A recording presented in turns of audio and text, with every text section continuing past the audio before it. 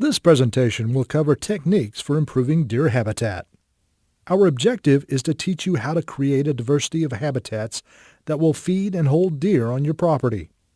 Specifically, we will discuss wildlife management and the types of habitat deer utilize, including forests and woodlands, old fields, edge habitat, native grass and forbs, and finally, food plots.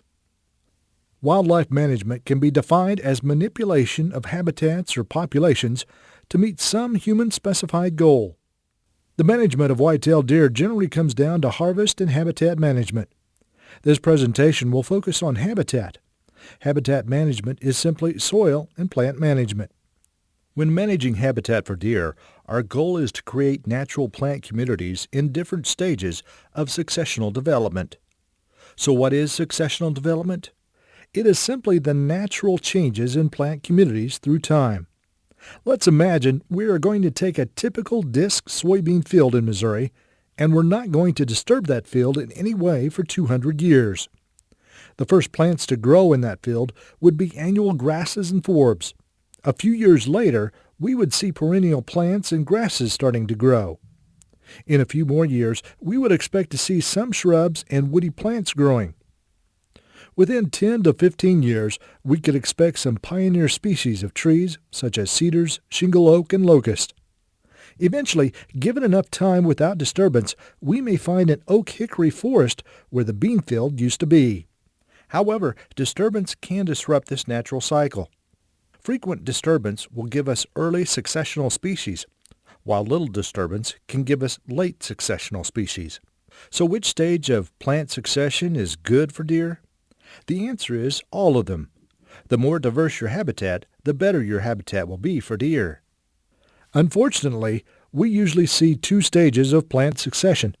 We often see fields with introduced perennial cool season grasses and closed canopy forests. We need to remember to look at our property through the eyes of a deer. Well-manicured fields, such as this, provide little value to wildlife. Fields like this have no cover and very little, if any, food in them, and closed canopy forests do not create near the amount of food they could produce if properly thinned. It's important to strike a balance between visual aesthetics and wildlife needs. With proper management, we can create a lot of food and cover for deer. Deer need a diversity of habitats, and diversity creates edge with food and cover. Good food and good cover will hold deer on your property. The next segments will go into greater detail on how to improve habitat for deer on your property. Forests and woodlands are very important habitat for deer. They provide an abundance of food and cover. We can usually make them much more productive through proper management. Next, we'll discuss some techniques to improve our forests and woodlands, but first let's discuss the difference between the two. In forests, the trees form a closed canopy, and the trees are relatively tall and straight. There's often a well-developed mid-story and understory, leaving sparse vegetation on the forest floor due to a lack of sunlight. You'll notice this photograph was taken on a sunny day, yet very little light is reaching the forest floor. Forests are generally found on east or north-facing slopes or bottom ground. These sites are cooler, more moist, and have more fertile soils. Fires were historically less frequent here because these sites were wetter. Compared to forests, woodlands have a much more open canopy, allowing sunlight to reach the ground. The canopy height is shorter in woodlands. Woodlands have open-crowned trees comprised of fire-tolerant species. They also have diverse herbaceous ground vegetation. The understory and midstory are very sparse. The trees have limited timber value since they are short and often have too many limbs. Woodlands are generally found on warmer and drier sites, such as south and west-facing slopes. Because of this, fire was historically a regular occurrence. Here's a good example of a woodland. Notice the abundance of herbaceous vegetation. This is excellent food and cover for deer. So how would we restore a woodland or thin a forest? First, we would inventory your land, then identify potential restoration sites. Next, we may conduct a timber stand improvement project, also known as TSI, by thinning the trees. TSI weeds out less desirable trees and increases the health and vigor of crop trees. In comparison to gardening, timber stand improvement is like weeding and pruning away unwanted vegetation to let vegetables or flowers flourish. Thinning trees reduces competition from sunlight, nutrients, and water. This allows oak trees to produce more acorns, a staple food for deer. The increased sunlight hitting the forest floor can also help shrubs and vines grow, such as coralberry, fragrant sumac, gooseberry, blackberry, and wild grapes. The shoots that grow back from untreated stumps also provide excellent woody browse for deer. These are all important foods for deer and a number of other animals. Here's an example of a woodland that was thinned. Notice how many trees are in photo number 1 compared to photo number 2. The first photo was taken on March 30th before any cutting took place. Photo number 2 was taken 5 days later after the TSI project was completed, and photo number 3 was taken on August 15th the same year. As you can see, a lot of food and cover can be created in just one growing season. By dropping trees for a woodland restoration or TSI project, we immediately create excellent cover for bedding and fawning. It also creates excellent nesting and brood-rearing cover for turkeys and other ground-nesting birds. If a doe was trying to hide her newborn fawn from predators, she would certainly do better to hide her fawn in the restored woodland on the right as opposed to the overgrazed woodland on the left. This photo shows what we're trying to accomplish and want to see after thinning our forests or woodlands: a more open canopy. This allows plenty of room for canopies to expand and sunlight to reach the forest floor. Oak sprouts require a lot of sunlight to get going. They don't do well in the shade, so opening the canopy is an excellent way to promote oak regeneration. TSI projects can be done on small tracts of land and large tracts. Here's an example of 2 small projects that were around 4 acres each. Notice the closed canopy in this photo compared to the more open canopy after the stands were thinned. Stand 1 was thinned lightly, while stand 2 was thinned more heavily. It's nice to stagger these projects over years, and by the amount of thinning done, to get a greater diversity in the amount of brush created. Both of these stands will have more sunlight hitting the forest floor and have more food and cover for deer. So what trees do we cull when thinning? We generally select against sugar maple, locust, elm, hackberry, hickory, black cherry, and cedar in favor of oaks. Again, we're not trying to eliminate any native species, but rather make room for more desirable oaks. We also select against deformed or multiple branched trees in favor of straight trees with a large canopy. It's very important to treat any invasive species before or during a TSI project or woodland restoration. We don't want to open up the forest canopy and let invasive species thrive on the forest floor. Bush honeysuckle, prickly ash, and multiflora rose are a few species to watch for. Everyone's forests and woodlands are unique, and at your request, private land conservationists and foresters can write plans specific to your woods based on your goals and objectives. The bottom line is, timber stand improvement and woodland restoration creates earlier successional habitat that provides excellent food and cover for deer. Additional forest and woodland management practices include the use of prescribed fire. Should I burn my woods? Well, it depends. Prescribed fire can benefit wildlife habitat, oak regeneration, natural community restoration, invasive plant control, and fuel load reduction. However, prescribed fire is not always warranted in the woods and can result in scarring of marketable timber. The availability of forage in forests and woodlands can be increased by thinning and burning. An unmanaged stand can produce 25 to 100 pounds of forage per acre each year, and a thinned and burned stand could result in 500 to 800 pounds of forage per acre per year. Additional forest management practices include temporary group openings. Occasionally, we find forests with very few, if any, oaks in them. This is usually the result of past grazing in the timber. Livestock are quick to eat oak sprouts, and this leaves lots of hickory trees. Hickory nuts provide food for squirrels, but if we're managing our land for deer and turkey, we would rather have a diversity of oaks. Many more wildlife species, including deer and turkey, can eat acorns. So if we find a forest with few oaks and lots of hickories, we often create temporary forest openings. A temporary forest opening is an area typically ranging in size from a half acre to 2 acres where we cut down everything that's not an oak. Ideally, we try to find a nice oak and create an opening around that oak to promote oak regeneration. By dropping all the trees that are not oaks, we create a lot of cover. The sunlight that hits the forest floor creates an explosion of vegetation. All the native shrubs and sprouts that pop up create a feast for deer and other wildlife. Notice the one bur oak in a sea of hickories. Notice the lack of cover and food available on the forest floor. This is not good wildlife habitat. We greatly increased the amount of food and cover in this forest by making a 1-acre temporary forest opening. What was once a relatively unproductive forest now has a very productive opening in it.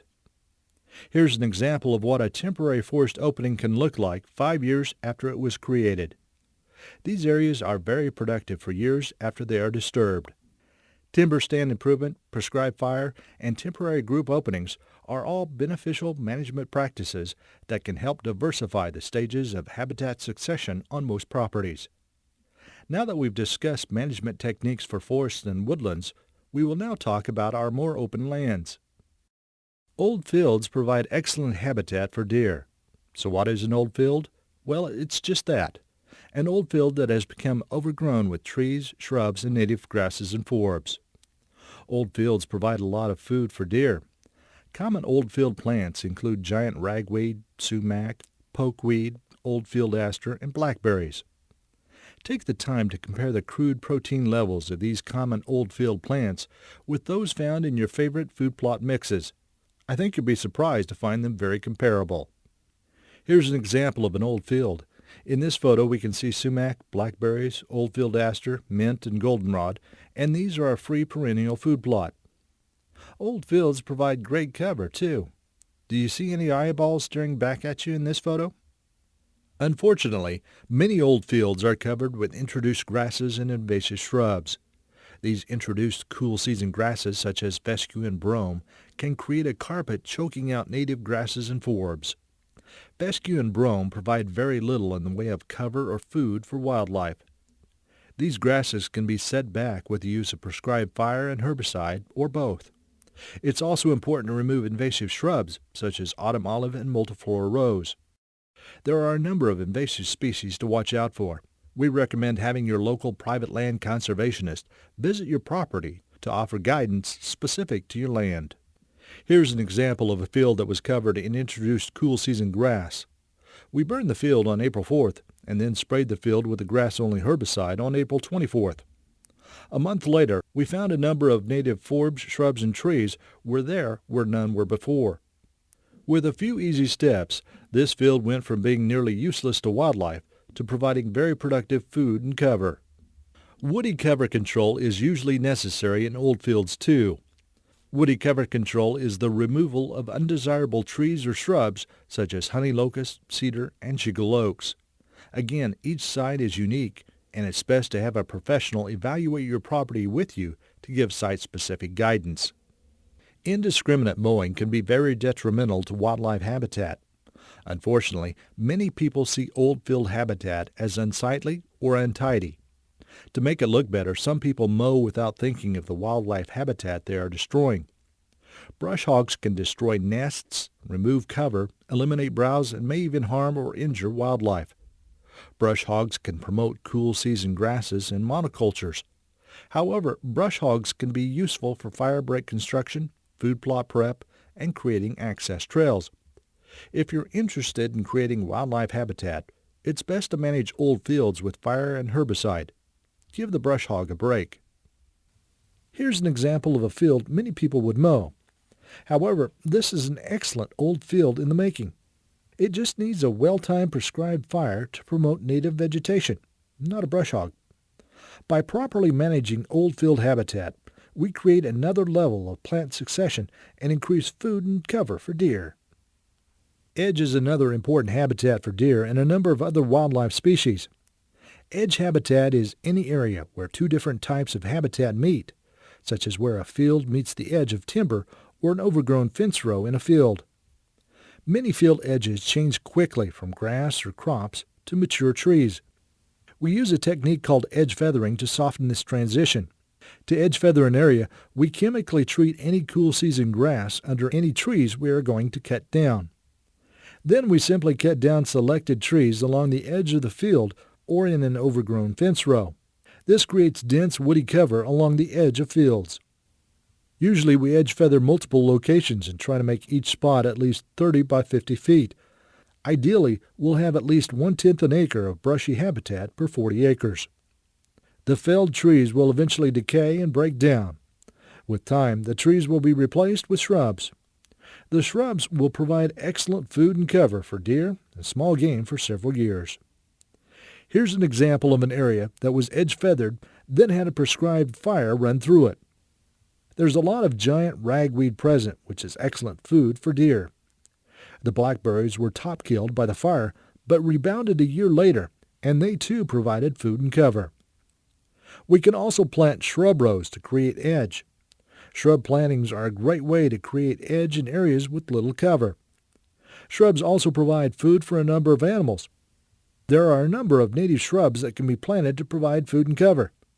Shrubs can be ordered through the Missouri Department of Conservation's George O. White State Forest Nursery. You can visit our website or contact your local private land conservationist or forester for details. Here's an example of what an ideal edge would look like. Notice there are tall trees in the middle that gradually slope down towards a field of native grasses and forbs with native shrubs in between. Here's a photo of a good edge habitat.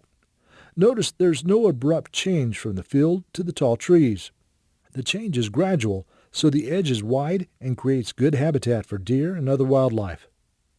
By developing or managing edge habitat, we often transition from one type of plant succession to another. One of the earliest types of plant succession is fields of native warm season grass and forbs. These fields are great habitat for deer, providing both food and cover. In fact, over 70% of a deer's diet in the spring and summer is forbs. So what is a forb? Forbs are herbaceous flowering plants. They are not grasses, sedges, or rushes. They are not woody plants. Forbs are weeds, and weeds are good for deer. So why are native grass and forbs important for wildlife? Bunch grasses allow more mobility, especially for small game, because they grow in clumps with space between. They provide canopy cover. They stand erect over winter months to help create thermal cover for deer and other animals.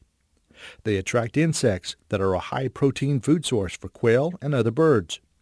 They provide seed that is a source for high-energy needs. They're adapted to Missouri soils. They provide nesting cover, and the plants are perennials that don't require planting each year. Unfortunately, this scene is all too familiar in Missouri. We have seas of herbaceous monocultures, usually made of introduced cool-season grass. Fields like this have no diversity. These grasses create a carpet that lays flat in the winter. This provides no food and no cover to wildlife. Fortunately, we have some management techniques that can change this. All open fields and prairie require some form of disturbance to keep them at an early stage of plant succession. Most fields will require disturbance every few years. However, not all fields are the same. We encourage you to have a professional evaluate your property to give you site-specific guidance. Here's a photo of a native prairie planting during establishment, and then another photo of the same field 5 years later. Notice how the field transitioned from mostly forbs to mostly grasses. Why did this happen? Remember, this is how natural plant succession works. If left unmanaged, perennial grasses will usually dominate a field in a few years. Grasses provide excellent cover, but provide little in the way of food. It's best to have a mix of both forbs and grasses. That's why we usually disturb the fields with our management techniques every few years. Disking is an easy and effective technique for disturbing open ground and promoting annual forbs.